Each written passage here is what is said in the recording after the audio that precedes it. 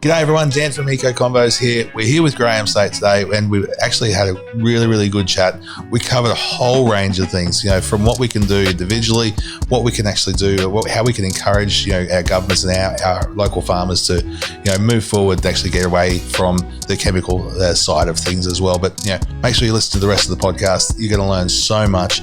Take the time, listen to it carefully. I'm sure you're going to love it. Talk soon.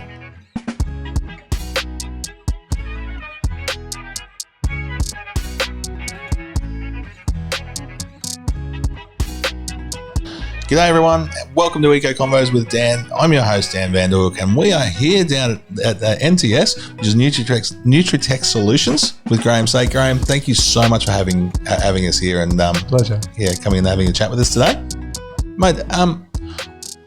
First up, I want to just ask you. We're here at Nutri-Tech Solutions. Yeah.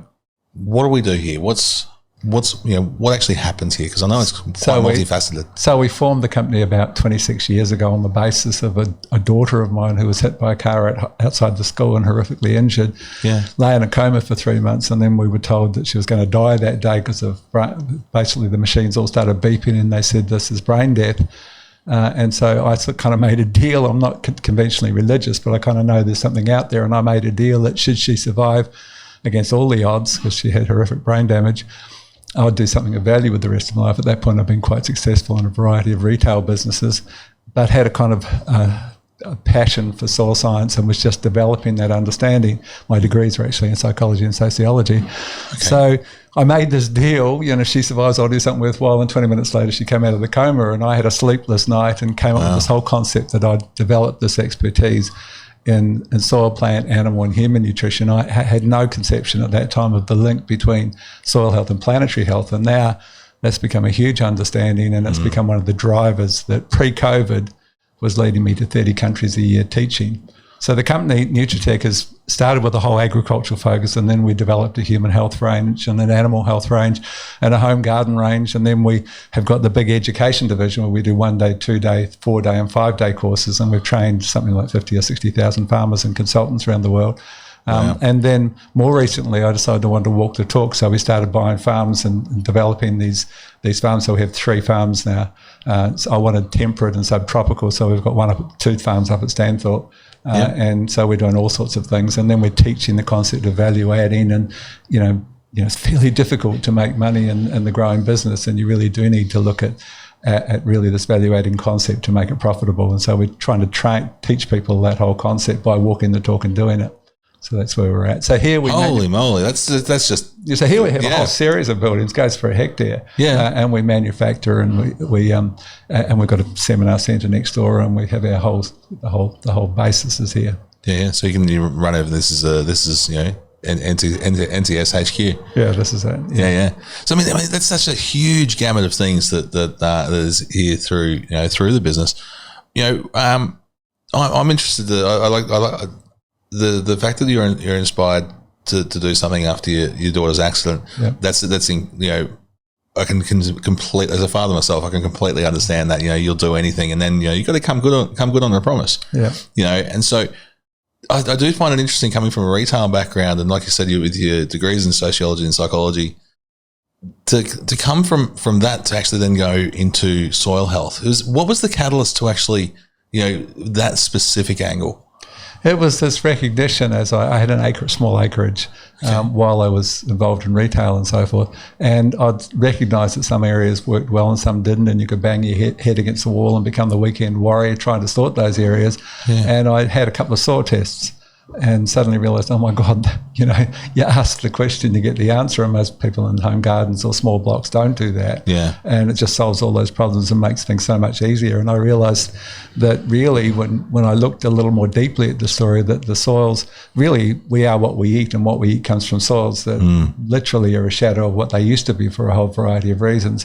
So when I thought about what could I do that was most important, it became clear because it was a passion already, that I would develop this expertise that we need to fix the soil first. And then, of course, since then, I've recognised this profound link between soil carbon and climate change, and it's huge. It's the biggest single link, and it's the biggest thing we can contribute in terms of trying to avert a global heating disaster, which we're very much in the midst of. I don't know if you saw the news from yesterday with the reports on the Arctic and Antarctic and this horrific stuff that's happening so much more rapidly than anyone anticipated, and the likelihood of rising sea levels, which was talked about for 2100, is now a matter of years away. And so it's super urgent, and so we look at how we can change things. And the very, very simple message that I'm trying to drive home on a global level, it basically is there's the same number of carbon molecules that were ever present on the planet, and they store, it's called the carbon cycle, they move between three places. They store in the soil as organic matter, and there are also some inorganic forms of carbon like calcium carbonate and so forth, but the largest storehouse by far is organic matter or humus in the soil. Then there's carbon-based life forms, humans, people and animals, and then of course it can become the gaseous form and store as CO2 in the atmosphere. And the largest storehouse by far, it's almost double everything else, is what's the organic matter in the soil, and we've lost 2/3 of that. We've gone from 5% organic matter average globally down to 1.5%. And that's double everything else we've done. That's double coal-fired power stations and 7.7 billion lungs breathing CO2, and many more animals doing the same, and industry and all of the other emissions. Double that as used to be in the soils, now in the atmosphere. And it's quite simple, the equation. When you build organic matter, and if you're doing a soil test, I've gone from 1% to 2%, you didn't create new carbon. You can't create new carbon. It's the same molecules. You've stepped into the cycle and sequestered what otherwise would have been in the atmosphere. So it's direct carbon sequestration. And if you sit down and say, okay, well, I've got a 200 square metre block on my home garden, I can look at my contribution in terms of, being aware of food miles or putting on solar panels or being aware of my carbon footprint, versus I can take that 2% in my 200 square metres and turn it into 3%, sit down with a calculator and see what that means in the bigger picture. And it's the largest single contribution you can make to averting this climate change disaster. So it's massive. So it's huge, we call it nutrition farming, we call it nutrition gardening, but it's very much a carbon gardening or carbon farming process of trying to sequester, step into that cycle and build it back into the soil from where most of it came. I think that's really interesting. I think that's just really summed up a lot of questions that I think a lot of people will have. We've talked about this on this podcast. We're hearing it all the time. All over the place about carbon sequestering. What that actually means. I wasn't aware that that finite number of carbon molecules out there. I wasn't aware of that at all. It's there everywhere. The Bible talks about dust to dust. That's the whole concept of recycling that carbon. It's what makes us all as one, because we were all some other carbon-based life form at some point, because it's the same molecules recycling. But and like I said, it makes so much sense, and the idea of being able to go through and each of us can make that individual difference, and can be such a massive difference. And if we had out there, even if you only had a third of the people out there, who were deciding to improve the carbon levels in their soil, going through and actually building up that organic matter in their soil and doing that difference is going to be huge. It is huge. And then if you just make simple decisions and understand the power of your wallet and your spending choices, you can go to the farmers markets, ask the farmers how they grow and so forth, and choose those that are doing the right thing, that are improving their soils rather than depleting their soils, particularly from a humus perspective, and support them by buying their food. And then other people say, everyone's going to that stall, what's he doing different? And that can sponsor meaningful change. It's a huge player. And so we are talking humus, not the chickpea dip. not the hummus. Not the hummus. Yes. So the importance of actually doing that. What are some of the things that we as regular people can actually do? We're not necessarily farmers or anything like that, but if we've got our own gardens, whether it's veggie gardens, ornamental gardens or whatever, there's stuff that we can do to help. There's many things, and probably the starting point, you've all heard it before, is just the simple concept of compost and understand. No, probably the starting point is to try and leave that soil as undisturbed as possible. So ideally, you want to have a minimum dig scenario. What we've seen in agriculture is that the no-till broadacre agriculture is definitely a better story in terms of carbon building and carbon sequestration and carbon protection. So every time you open a soil, without exception, so you take your spade, you open your soil in the garden, you've oxidised some of your carbon. Now, if you do that when it's wet, and many people do because they didn't know, that quadruples the oxidization of humus that then goes up as CO2. So the biggest way that we lost so much CO2 was working our soils, particularly if it's wetter at the time.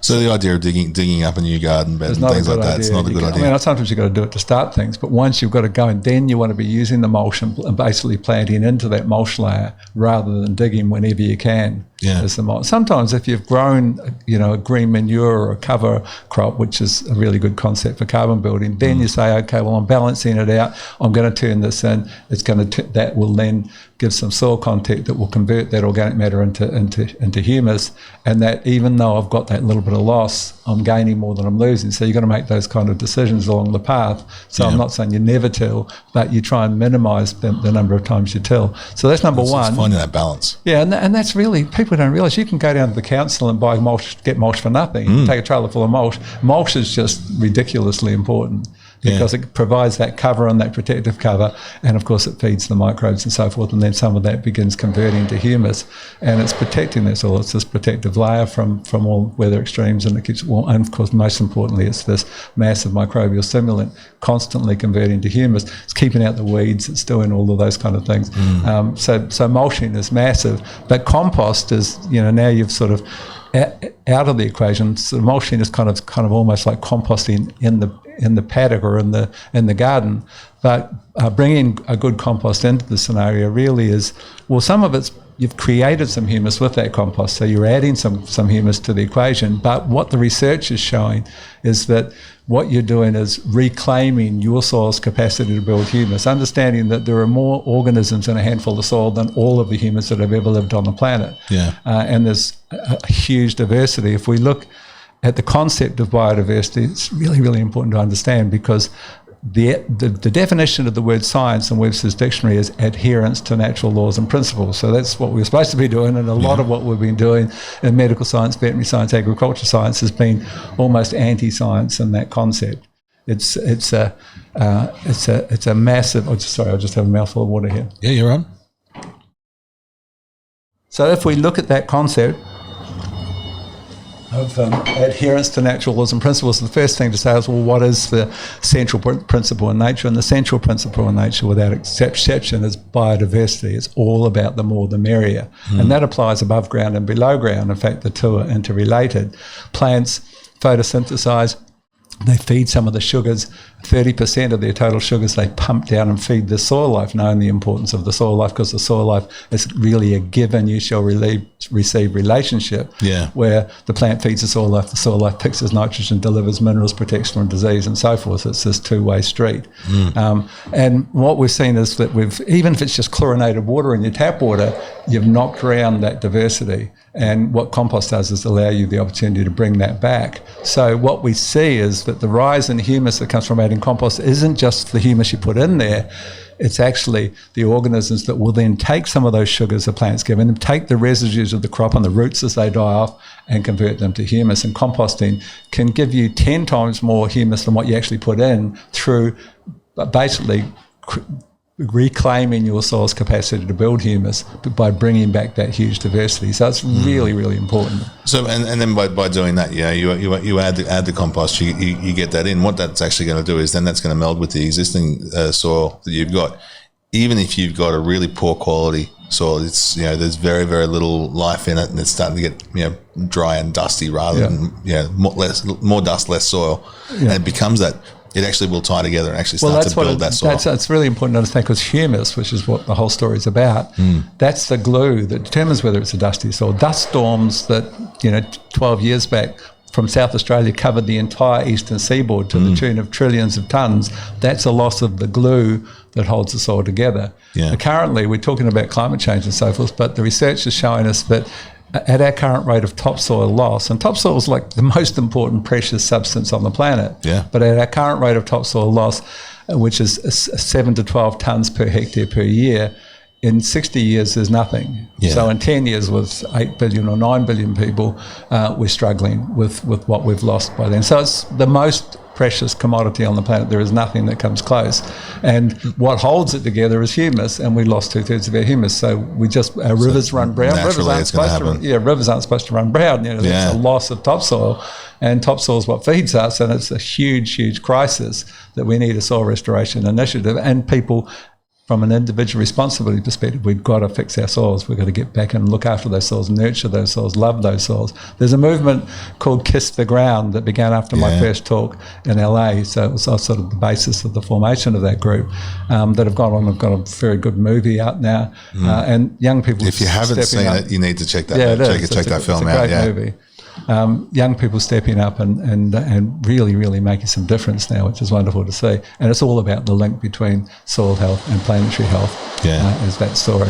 And that all then moves through and links through to our physical health as well, doesn't it? And physical health, mental health. Like you said before, everything's combined. That's massive. Everything's intertwined. It's just such a huge story. I mean, there are nutritionists, and I'm a nutrition specialist. But there are nutritionists out there saying that the food we're consuming now contains just 30% of the nutrition found in the food consumed by our grandparents when they were children. So a couple of generations we've lost. And that's not just, of course, through depletion of minerals and the microbes that deliver the minerals into the soils, in our soils. I mean, that's how we manage food. We pick it when it's not right. We transport it miles, and there's massive amounts of nutrition lost in days of storage and so forth. And then there's food additives. There's how we treat it. We take wholemeal and turn it into white. We lose 80% of everything. There's a whole bunch of ways that we've bastardized the food chain. And we're paying the price. We've got sicker people. We're saying, oh yeah, we live longer, but we're propped up for the last 20 years, and many of us have got compromised immune systems. And on that front, I've been horrified, to be honest, relative to that with this current pandemic, that we acknowledge that the vulnerable are those that are immune compromised. There is no doubt that's the case. You're immune compromised, you're far more likely to die from it. Well, why on earth wouldn't we be proactive to the point of saying, okay, well, if you've got a compromised immune system, or any of us, if we want to boost our immune capacity, what kind of things do you need to do? And that's very, very well researched, and everyone should be screaming it from the mountaintops. For example, one of the single most important mineral relative to this immune competency is zinc, and almost everyone's deficient. 79% of us are zinc deficient for a whole variety of reasons. So every one of us should be taking zinc last thing before bed. The reason that we're deficient is, one of the reasons is that zinc ties up with a natural acid found in cereal grains, and most of us overconsume cereal grains. Phytic acid in cereal grains forms a zinc phytate, which is insoluble, and you wee or poo it out. So you can't absorb zinc if you're taking it at the same time as cereal, and we eat cereals all day in some form. So you take it last thing before bed. So that's zinc. Magnesium, you can do something as simple as an Epsom salt bath, but every aspect of immunity is magnesium driven, and over 75% of us are deficient in magnesium. So you fix that. Selenium, when it's not in our soils, we measure for it. In one study in South Australia, they couldn't find a part per billion of selenium in 6 months of testing food. There's nothing, and it's massively important for immunity. But most importantly of all, and honestly, I am horrified that we're not screaming this and teaching everyone that they need to do something about it immediately. Vitamin D is not a vitamin. It's actually a steroidal hormone. And its role in protection from virus, and its role for a whole range of protective things, is massive. And the findings, if you're less than 20 nanograms per I can't remember the measure, 20 is the figure. If you're lower than that, your likelihood of being hospitalised if you get COVID is, something like 90%. I mean, it's a huge thing, and there's very good research on it. But if you're in the above 50 level, and most of us aren't, because you need 11 minutes of sunlight in peak hours every day with all your clothes off to have enough vitamin D made from the sun. So most of us need to supplement with vitamin D3. And just Google vitamin D3 and COVID and see the huge amount of research, and no one's saying anything. No one's telling anyone this is what you all need to be doing. So I mean, that's one of those things. Immunity levels are. It's such a huge thing. It was big before. It was a highly necessary thing before COVID started coming along as well. Exactly. It's just now that we're starting to really, a lot of people actually starting to listen and starting to take note and look at different options, because people who were immune compromised before may not have realised that until now. So it's becoming more of the conversation. So, but that's I'm on the eternal optimist in a lot of cases. this is where a lot of things starts. Yeah, it's true. And we need to look at those things. I'm optimistic about this new strain. I think that all the evidence so far, fingers crossed, that it's super virulent, ridiculously virulent. Most of us will get it, but we won't die from it. That it's much, much milder than its predecessor. And that may be the beginning of the end. With a bit of luck, I'm hopeful. That's it. Nice Christmas wish. Combine that with zinc, magnesium, vitamin D. We'll be right. And one other thing is vitamin A. There's one of my great friends, Jerry Brunetti, got a wonderful book on sustainable agriculture called The Farmers and Ecosystem. But he shared some research with me with the last sort of mini pandemic, which was the bird flu, where they actually showed that 400,000 IUs, which is a lot, it's almost a full bottle of vitamin A, was more protective than any of the vaccines for that. It's wonderfully viral protectant. Yeah. And the simple way to do that, rather than having a whole bottle, which you can't do if you're pregnant or if you've got a bad liver, you can split it and do 20,000 in the morning, 20,000 at night, so 40,000 a day for 10 days. But the other option is just a very large 300 ml glass of carrot juice for 2 weeks.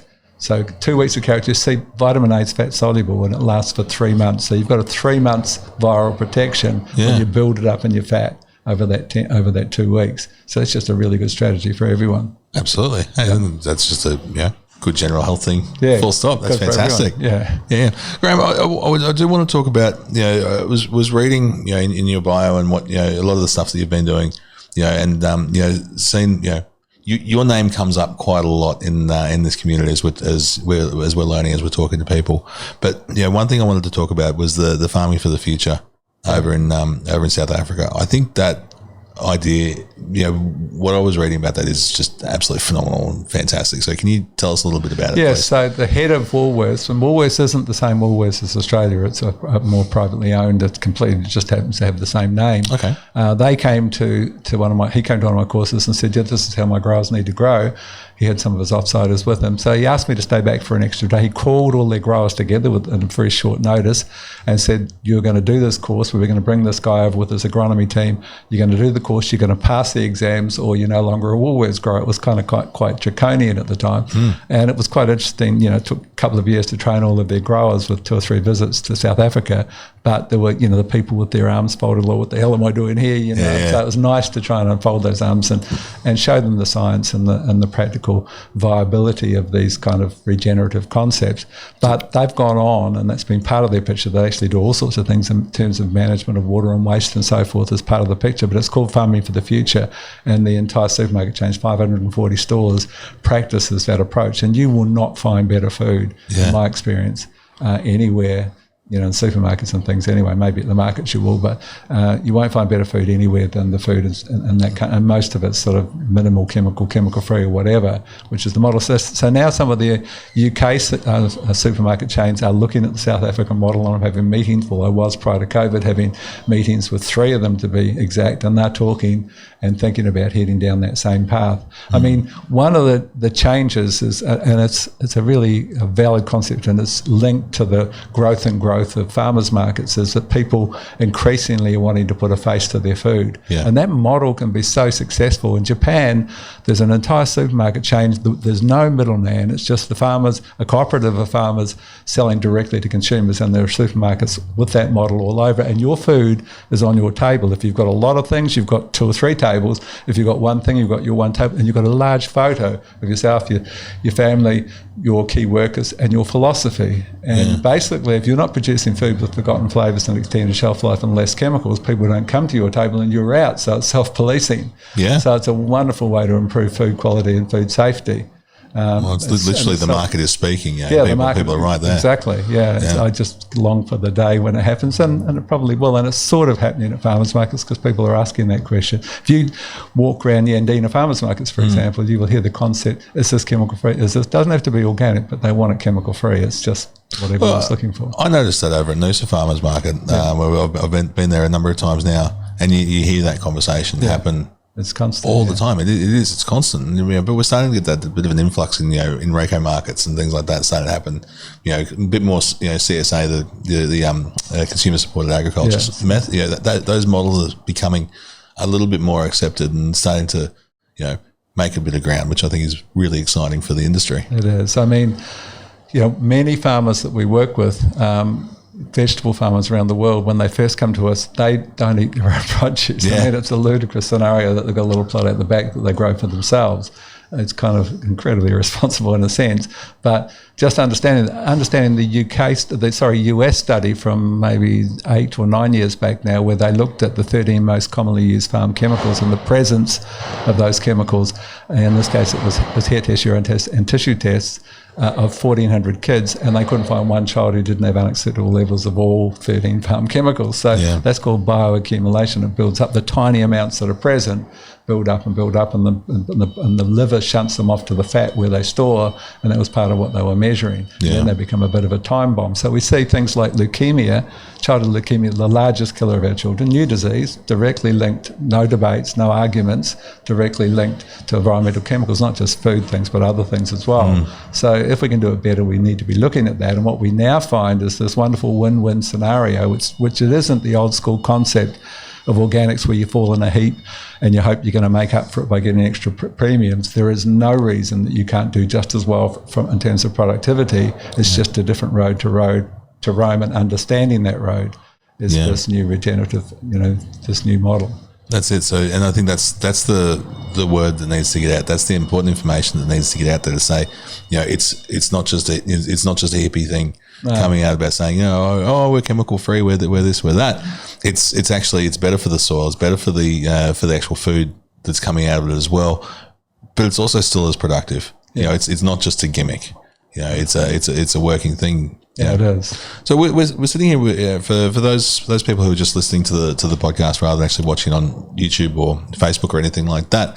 Where behind us we've got a whole heap of products, and so these are all ones that come from NTS now. They're just the home garden. That's the home garden. That's the home garden thing. Yeah. So we've taken cutting edge kind of concepts from agriculture, many of which aren't currently available to home gardeners, and we've made that available in what's called the Life Force range, where home gardeners can have access to things like humic and fulvic acid and a whole variety of other tools that are wonderful, can really make a difference in the soil. Yeah. So these are still completely natural. They're not chemical free. We've actually got the largest range of certified organic products in the entire world. We've got 72 certified products, and our next closest competitor, an American company, has 32. So we're miles ahead of them. Wow. Yeah. Absolutely. Although most of our growers aren't necessarily certified organic, they're just trying to do it better, and they're trying to move down this regenerative pathway and minimise their chemicals and improve their soil health. Yeah, that's really, really cool. And so where can people go through the products and be able to buy them themselves? Well, there's our main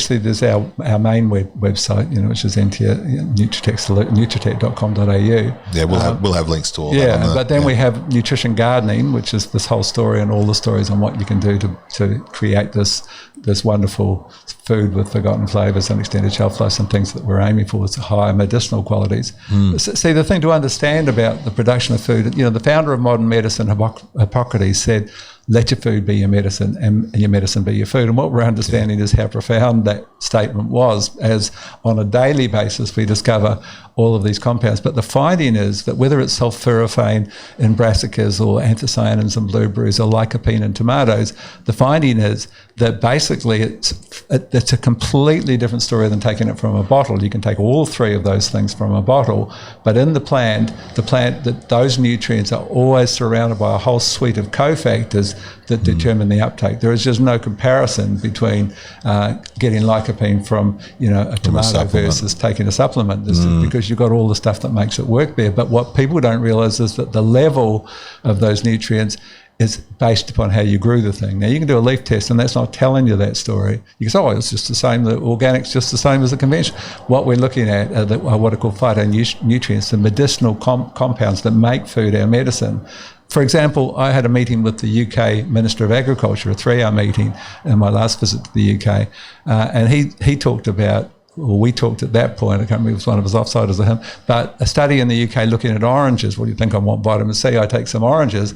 Zero vitamin C in a whole variety of those oranges. Not all of them, but a number of them, because he just chucked on a bit of urea, and that's, you've got to have the cofactors, the mineral cofactors to make. So how you grow a food determines the medicinal value of that food, and we need to change that and create food that is genuinely medicinal again. And that comes back to taste, because taste and medicinal qualities are one and the same thing. The better it tastes, the better it is for you. The sweeter and more delicious the carrot, the better, the higher the carotene levels and so forth, and the better that carrot is for you. And we all know that food doesn't taste like what it used to, and so we're trying to change that and grow. I've got an apple farm up at Stanthorpe, 18,000 apple trees. The apples we produced last year, we call them happy apples. You'll see them on the market here shortly. Yeah. You've never tasted anything like it. The apple juice, which is available, the apple cider vinegar is just unparalleled. We just put in our apple cider for some awards, and I think many people are telling us they've never tasted anything so good, and that's just about how you grow stuff. Yeah, well, it starts from the ground up. Yep, exactly. Yeah, and I think people are noticing they're noticing those differences. We're talking about it just about every week on the podcast. We're talking about it with just about every guest. Good. Is the fact that when it's grown yourself, or when it's grown properly and responsibly, that taste level is just out of the world. Yeah, and you don't want to go back. Yeah. So the simple story on that, just with nutrition gardening, what it's about: minerals, microorganisms, and humus. Yep. So the humus can be taken care of course, with their compost, and to some degree the minerals can as well. The mineral side of things starts with calcium, and that's the biggest thing we see when we look at soil tests, when people go to that trouble to test their home gardens, is they haven't limed to the pH of 6.4, which means you have to put enough lime. And in sandy soils it might be dolomite, which is with calcium and magnesium together, but normally it's lime and heavier soils. And basically 6.4 is where everything is most available. Your home garden is your ultimate wellness tool, and you want the maximum nutrition. And it's just a simple thing like pH has a huge impact. So calcium's called the trucker of all minerals. It directly governs the uptake of 7 other minerals. Before you fix anything, you check your pH and fix the calcium. Just with your little litmus test. Yeah. And then and just line up to that figure. We can give you guidelines of how much that is if you need. You can come in and we just tell you for free of charge what you need to do. But you need to fix that first. And then you need to make sure that you're using some kind of inputs that cover all bases in terms of the trace minerals and so forth. We find these little obscure trace minerals like molybdenum, for example, lacking in 80% of the soils we look at. And you can't fix nitrogen for free. You can't convert nitrate to protein without this little trace mineral. So we build all of those. We have a product called Life Force Gold where everything's included, and that's just a real simple home garden fertilizer where you've covered all bases, but you still need to lime separately. So that's the mineral side. And then of course the compost and a variety of other things you can do, feeding those organisms with things like kelp, seaweed, and fish, and amino acids, and humic and fulvic acid are the sort of things that we do to feed up that. It's sort of like no different than the human situation where it's, we've got this 100 trillion organisms that live in our 30-foot digestive tract, and we can either add new ones if we've knocked them around with antibiotics and things, which is called probiotics, or we can add certain foods that are called prebiotics to stimulate what we've got. Well, we do the same sorts of things. Compost is a probiotic. Then things like kelp and fish and so forth, and sugar even, are prebiotics that feed up the guys that are there. Yeah. Well, it's all the same. So you guys do things. You run different courses. You were talking about that as well. Do you run them for your home gardeners as well as your? Yes. Well, this coming year, hopefully, depending on what COVID does to us. But we've got a conference centre next door, and we're going to start. We do human health segments. We do home garden, and of course, we do lots of agriculture. We have 3 5-day courses each year, which are usually booked out. Well, certainly the March one is. And next door we have 1 day on one of my farms, and we sort of teach you all the practical things of how you make worm farms and do a whole variety of things. Yeah, and so you're finding there is a big call for that. We've been doing the longer courses it's called a certificate course, a certificate in nutrition farm. We've been doing it for 20 years, and every course is sold out. So there's no shortage of demand. It's just growing. It's sold out months in advance now. So that's fantastic. That's really, once again, it's really encouraging for the future of the industry, and where if you've got courses like this where people are saying, oh, we want to know more, we want to. There's a huge hunger for information, and it's brilliant. I mean, what started as a trickle of interest in this approach 20 or so years back is just an avalanche. It's just not just me involved. There's many of us involved, but it really has become. It's a revolution basically that's underway currently. It'll be not too far off. I mean, South Africa's almost there, where basically it's mainstream, these regenerative concepts, you're doing it or you're a wanker, basically. It's literally got to that point. You're not doing that, what the hell's wrong with you? Fantastic. Yeah, so it's got to, and that's where I see this, it'll be like the cries of the dinosaur, those that are still sitting there saying, I'm going to keep using my glyphosate or whatever, because, glyphosate is it's the most widely used chemical in the world. This is Roundup or glyphosate. Yeah. But there is zero doubt now, there's so much research in terms of its harm to humans. It's a horrible thing. People are calling it the new DDT. It may well be worse than DDT. Yeah. And when I talk to farmers globally, and of course the broadacre farmers are totally dependent upon glyphosate because one man couldn't farm 2,000 hectares without it, so they're terrified at the concept of losing it. But human initiative, when you're backed up against the wall, will come up with something good. We always do. And we're already coming up with things like roller crimpers. These in large scale are huge, with these thin rollers that crush the previous crop that you would normally herbicide off, bend it over so it cuts the top from the bottom and the plant dies, and then you direct drill straight, so you don't disturb the soil, you direct drill straight, and you've got that layer of mulch that then feeds the soil and protects from weeds and so forth, so you don't have to use the herbicides for weeds. And that's becoming huge. I was talking to a manufacturer up on the Downs, and he can't keep up with the demand for them. So, good changes are happening. Absolutely. That's fantastic. So what's on the horizon for you and for NTS? What's coming up? Well, like I used to travel 30 countries a year. So I'm now doing online consults and webinars and so forth because we simply can't travel. It's not changing. It's probably getting worse rather than better at the moment. Yeah. So we will continue, constantly. We've got a research department and we're using the farms to research and look at all the best possible ways. And they're not necessarily, everyone thinks we're always trying to sell products. One thing that I saw at a field day recently, any home gardener can do it and everyone should be. I mean, obviously people are doing it on a small scale with wormbirds, but I'm talking about decent rates, decent amounts that you're producing. You can make sort of a sausage type 1.5 metre, 1 metre wide bed, 2 or 3 metres long, using lucerne hay, ordinary grassy hay and cow manure. Even if you can't source it from a farm, you can buy it in bags, and it might cost you the cost of 2 nights out for meals.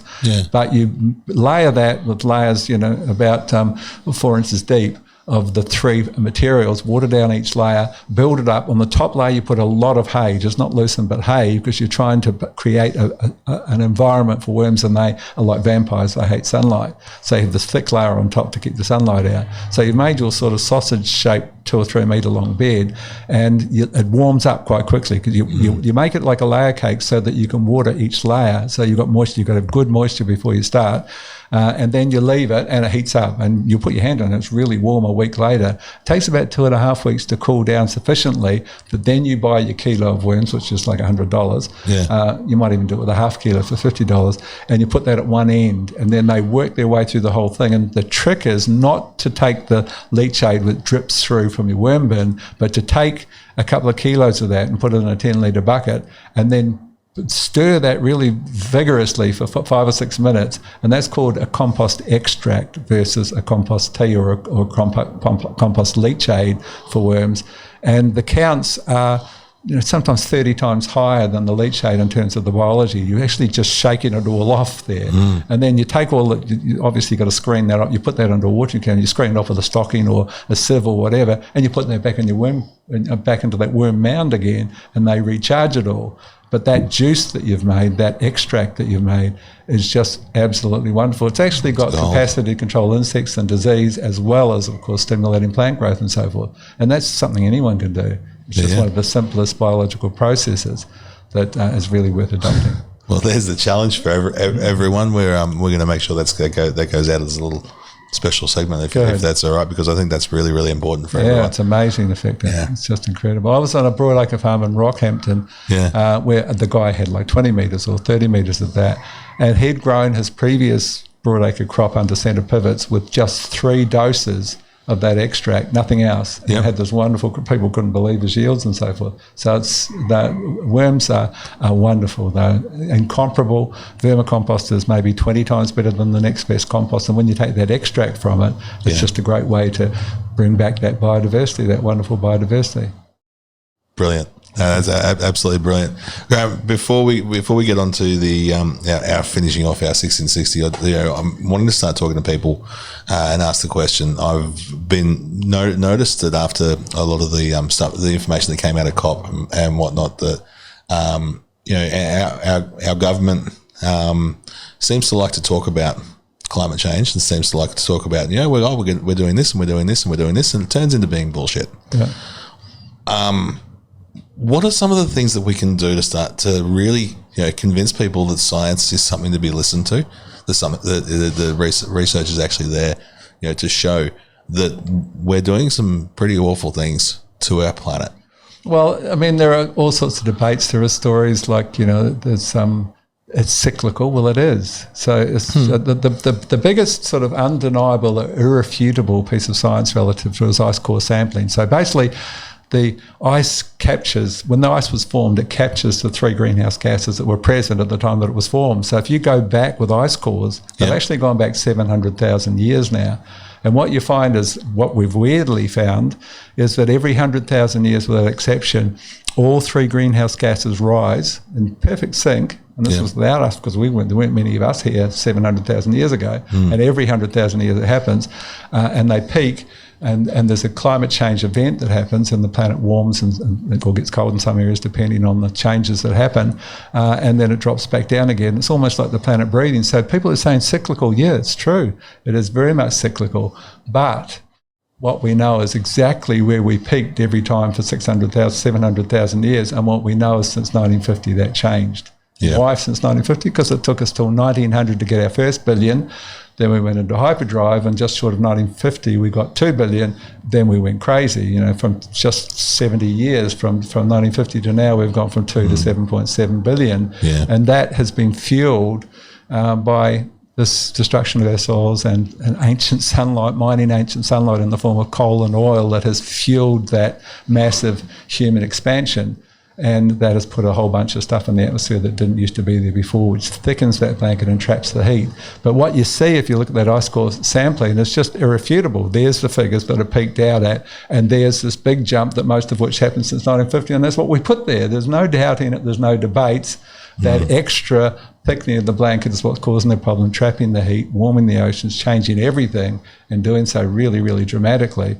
And the fastest way to change that is to put it back from where it came, most of it, because there's actually double the amount. 476 gigatons used to be in the soil. Since 1860, all the things we've done with coal-fired power stations, industry, motor vehicles, and so forth, is 250 gigatons. So it's double came from the soil. So when you put it back, you've taken it from there and put it there. It's just so basic. Yeah. And we should have all of the government, although increasingly there is a bit more government support of, encouraging farmers and paying carbon credits for them to put it back. But home gardeners, everyone should be on that path. Yeah. It's the fastest way we can change things.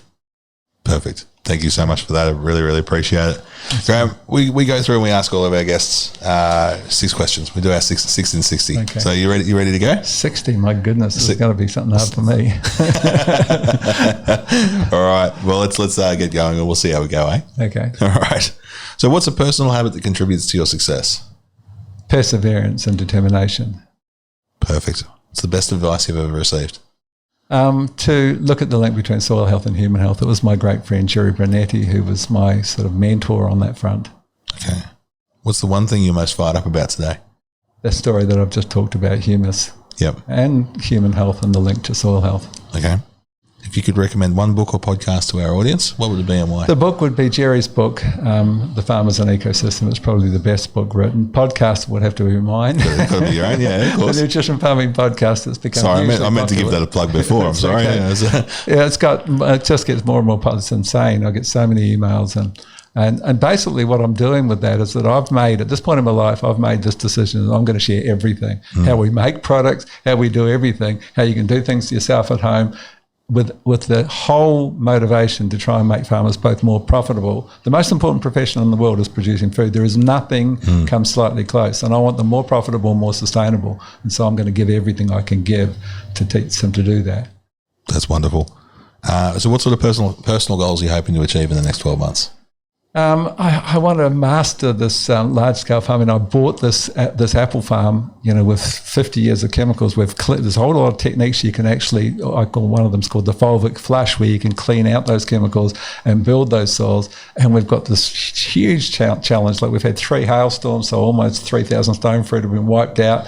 It's just like the biggest challenge. Like business is a tiny challenge in comparison with mastering turning monoculture into this polyculture model, and it's just the biggest challenge, and I'm loving every second of it. But it's hard, and I can really feel for all the farmers out there who don't perhaps have the financial support that I have to make it happen. Yeah. And people have got to realise how hard it is, and it's getting increasingly difficult. The most important word in the brave new world of climate change farming is resilience. You need to develop how you can build that resilient plant, and that's what I teach, all the little simple strategies you can do to build that resilience. We just harvested a garlic crop that sat literally underwater for 2 weeks. Now, that's impossible for not to have rot come into those bulbs. Yeah. But we used all the little tricks, silica and calcium at high levels, certain microbials, and we had to hand harvest. Machines couldn't even get in there. We took in lots of garlic, millions of bulbs, but we had to pull it by hand. But we had maybe 5% of the rot, which normally would be 95%, and that's just resilience and using these regenerative techniques to make that happen. And we've got to all learn those things in this new world that we're facing with many more challenges. I need to be like the garlic. Yeah. All right, so we go through and do our mystery question. Yes. Okay, breakfast cereal, soup or not? What your favourite breakfast cereal? Is a breakfast cereal a soup, or is it something completely different? Well, I have a green smoothie actually. So this is a soup. It's very much a soup. That's my start for the day. But a bowl of rice bubbles. Yeah. So, Graeme, whereabouts can we learn, more about, those sort of, getting rid of toxins and chemicals, through our gardens or through our bodies, and where can we learn more? Basically, it's you can go to my website, read some of the things and so forth. I mean, there are many. I've got many published articles. I'm midway through a new book. The podcast, of course, is a huge source. Yeah. But the starting point, what we found is that this natural acid called fulvic acid is one of the strategies we use. There's also microbes that will biodegrade things, and you can brew them up, and it's quite simple to do these things. And even vermicast and liquid vermicast has a role in that front. But fulvic acid is a natural acid that you actually make when you're composting, but it can be extracted at high levels from certain forms of brown coal, and it has this huge absorbency. There's a thing called cation exchange capacity, or CEC, where a sandy soil has a CEC of 5 and a clay soil has a CEC of maybe 30, and fulvic acid has a CEC of 1400, so it sucks things into it.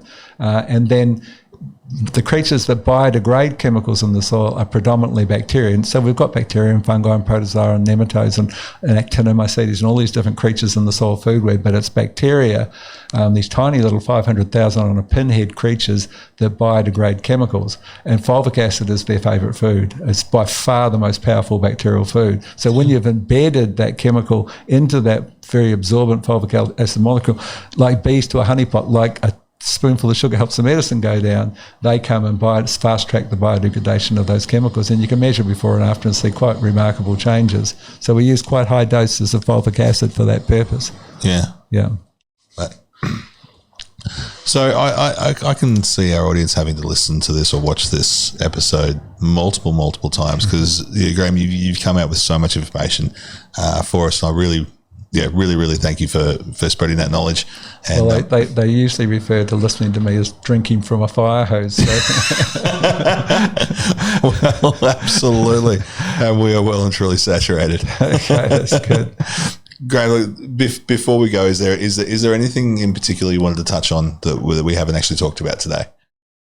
No, but don't even ask me. We'll have to put up a part 2 for that. No, there's lots and lots of things. I mean, I talk for days on end, and there's so many stories to tell relative to simple things like your own health. I'll share one really neat health strategy that I think everyone should look at. Yeah. So there's a process in the human body called autophagy. So auto means self and phagy means eat. So it means literally eating yourself. And autophagy is a process where basically your body cleans up any damaged or dead or worn out or misfunctioning cells. But it only happens after 14 hours of no food. So you can have liquids, but it can't be anything with with carbohydrates or proteins or fats or anything in there. So you can have like herbal teas and things. But basically, that's what 16-8 dieting's about. Because you have your last meal at 6:30. You can eat what you like. You don't have to diet. You can eat. You can have a glass of wine, your beer, whatever. But after 6:30, that's it. You can have a herbal tea or black coffee, but that's all. And then you don't eat again. You can have a black coffee in the morning, and only black, can't be milk or sugar in it. And then at 10:30. And if you can last longer, it's better. But at 10:30, you can have your beautiful brunch. You can have your eggs and avocado and sourdough bread and whatever you want at 10:30. And there's no limitations. But what you've done is at 14 hours, autophagy kicks in. And autophagy then for 2 hours does its job. And that happens every day. And that is just an incredibly good health. And if you look at things like 1 in 4 of us that come into Alzheimer's and you say, well, how does that work? Well, there's these things called amyloid plaques, these kind of protein deposits that form and start messing up the messaging between neurons in your brain. And autophagy actually happens at a brain level and eats up those plaques. So that's a hell of a good thing. It's one of the best strategies to avoid getting Alzheimer's, basically. Yeah. So, and there's really good research. Just Google autophagy. Autophagy, okay. Yeah. So what did you call that method again? It's called 16-8. 16-8. Yeah. So basically 6:30 you finish, 10:30 in the morning you have your nice brunch. Yeah. So it's not a huge sacrifice. You can eat what you like, but you just have that gap in between. Oh, I'm looking forward to the avocado and the eggs and beer at night and whatnot. Why not? Sounds good, doesn't it? Great, mate. Thank you so much for your time. I really, really, really appreciate it, mate. It's fantastic. So make sure you get on and check out Graeme's books, check out the podcast, check out the website, check out all the stuff. You know, honestly, yeah, you'll spend a few days wandering around that all that information. If you want to know more, obviously you can get in touch through the website. You can get in touch with NTS. It's been brilliant having a chat with you. I'm sure everyone's really, really enjoyed it. And like I said, they're gonna listen to this over and over again. Okay. I'm sure. I know I will. Okay. Right. Thank you very much to everybody. We'll talk to you next time. Thanks. Cheers. Thank you all for listening. It's been a pleasure to share. Feel free. There's lots of seminars coming up over this coming year. You can go online. You can watch lots of YouTube clips and things if you want to further your information. But I'd like to meet some of you in person if you feel inclined. So look out for anything in your area. In fact, you can organise talks in your region. I'm happy. I love the whole process of sharing. Is a huge joy to me. So feel free. Really, really cool. And make sure you jump on, give us a like, subscribe to the podcast. Get rated on Apple, over Apple Podcasts, all those sorts of things. Give it ticks, give it all those sorts of, it makes a massive difference. Jump on over to Graeme's pages and check all that stuff out as well. I'm sure he'll appreciate it. You'll get a lot out of it yourself. Look forward to talking to you next time. Have a good one.